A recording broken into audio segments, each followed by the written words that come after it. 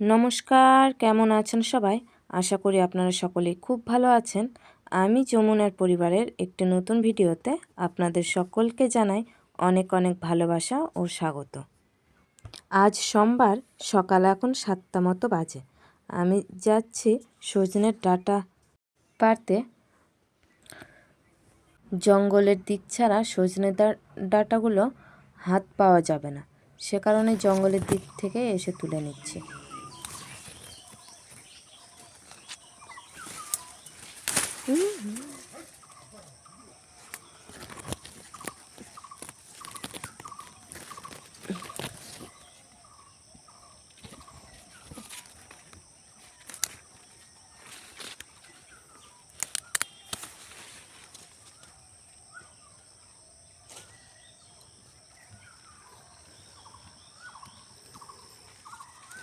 জঙ্গলের দিকে এই কয়েকটা সজনে ডাঁটাই ছিল, সবগুলোকে হাত দিয়ে তুলে নিলাম। নেওয়ার পর এবার যাচ্ছি বাড়িতে।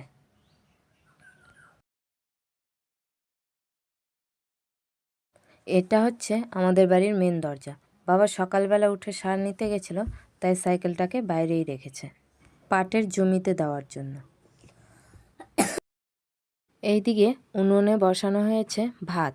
ভাত ফুটে গেলে ভাতটাকে নামিয়ে তারপর সজনে ডাঁটাগুলোকে ভালো করে ধুয়ে তারপর মুছে নিয়ে উপরে একটু একটু করে সর্ষের তেল মালিশ করে নেওয়ার পর এভাবে উনুনে পুড়তে বসানো হয়েছে। ভালো করে পোড়া হয়ে গেলে তারপর ঠান্ডা করে নিয়ে চামচের সাহায্যে ভেতরের শ্বাসগুলোকে বের করে নিয়েছে। এবার কড়াইটা গরম হয়ে গেলে তার মধ্যে দিয়ে দিচ্ছি তেল আর দিচ্ছি তিনটে শুকনো লঙ্কা ভালো করে ভেজে তুলে রাখ। আর এই যে বলেছিলাম, আমাদের গ্রামের বাড়ি সব সময় হাঁস মুরগির আওয়াজ লেগেই থাকে। লঙ্কাগুলোকে তুলে রাখলাম। এখন ওই তেলের মধ্যে দিয়ে দিচ্ছি কয়েকটা রসুনের কোয়া।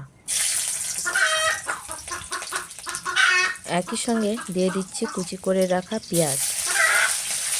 কয়েকটা রসুনের কোয়া আর এই পেঁয়াজ কুচিটাকে হালকা করে ভেজে তুলে নেব।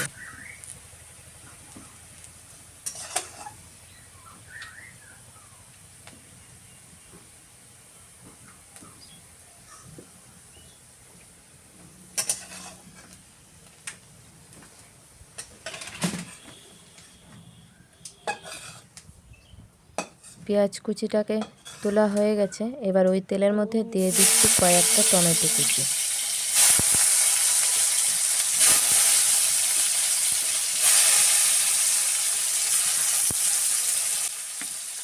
এই টমেটো কুচির মধ্যে পরিমাণ মতো লবণ, পরিমাণ মতো হলুদ দিয়ে ভালো করে ভেজে নেব।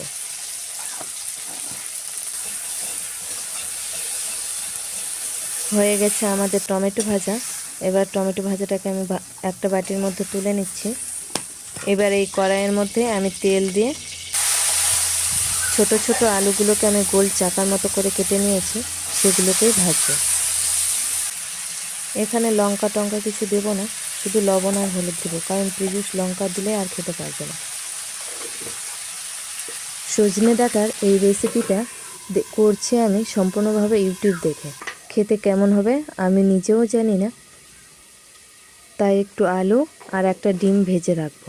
যদি খেতে না পারি তাহলে ওই আলু ডিম ভাজা আর একটুখানি টমেটোর চাটনি আছে কালকের, সেগুলো দিয়ে খাওয়া হবে। এবার ওই সজনে ডাঁটার শাঁসগুলোকে আলু সেদ্ধ মাখা যেভাবে মাখে সেই রকমভাবে আমি মেখে নেব।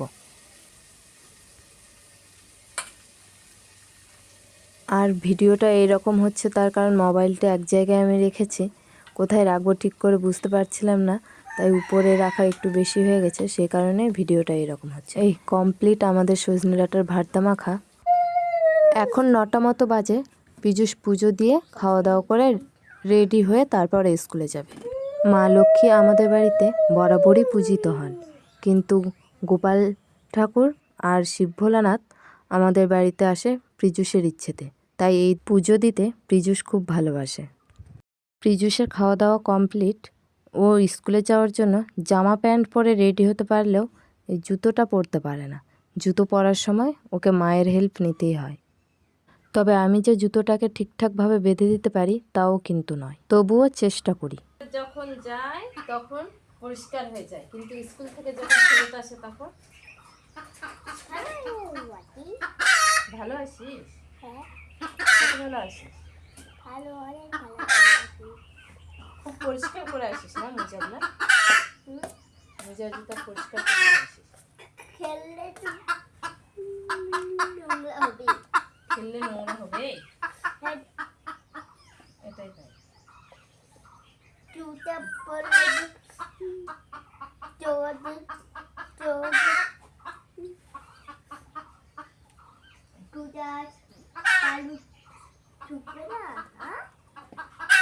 পরে থাকলে দৌড়াতে দৌড়াতেই জুতার মধ্যে ভালো ঢুকে।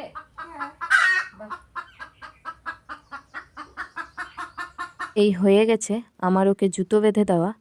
এবার একটু পুজোর প্রসাদ নিয়ে তারপরে স্কুলে যাবে। বাজা দেখি এবার।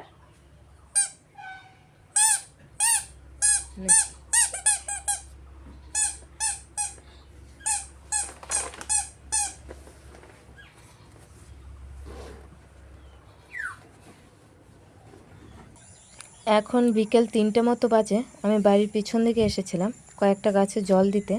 তো এসে দেখি প্রিজুষের কয়েকটা জামা কেচে মেলে দেওয়া ছিল, সেগুলোকে তুলে নিয়ে যাওয়া হয়নি, তাই ওগুলোকে তুলে নিচ্ছি। বাড়িতে জামা কাপড়গুলোকে রেখে এসে তারপর আপনাদেরকে একটা জিনিস দেখাচ্ছি, দাঁড়ান। বেশ কিছুদিন আগে এক প্রতিবেশীর বাড়ি থেকে 3টে স্ট্রবেরির গাছ এনে লাগানো হয়েছিল। সেই 3টে গাছের মধ্যে এই গাছটার মধ্যে দেখছি 2টো স্ট্রবেরি হয়েছে। এই যে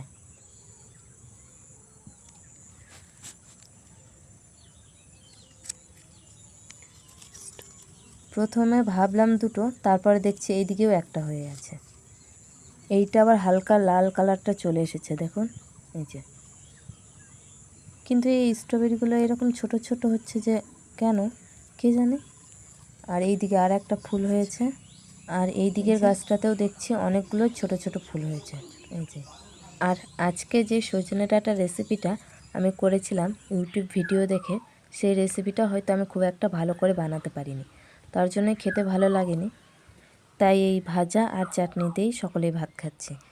থালার পাশে বাটিটা রেখে দেখাচ্ছি যে যতটা করেছিলাম ঠিক তার একটু কম হয়তো আছে, কারণ একটু একটু করে সকলেই মুখে নিয়ে দেখছিলাম যে কেউ খেতে পারবো না, তার জন্য সেটাকে পুরোটাই ফেলে দিতে হবে। এখন হয়তো বিকেল 5টা মতো বাজে। তো ছাগলটা যেহেতু জঙ্গলে বাঁধা আছে, তো এই সময় মশার উৎপাত বেশি হবে, মশা কামড়াবে বেশি, তাই ছাগলটাকে জঙ্গল থেকে বের করছি।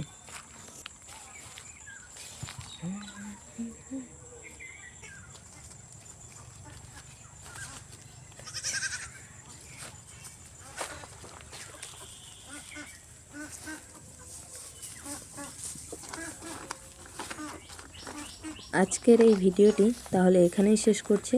ভিডিওটি কেমন লাগলো অবশ্যই কমেন্টে জানাবেন। ভালো লাগলে ভালোবাসা দিয়ে পাশে থাকবেন।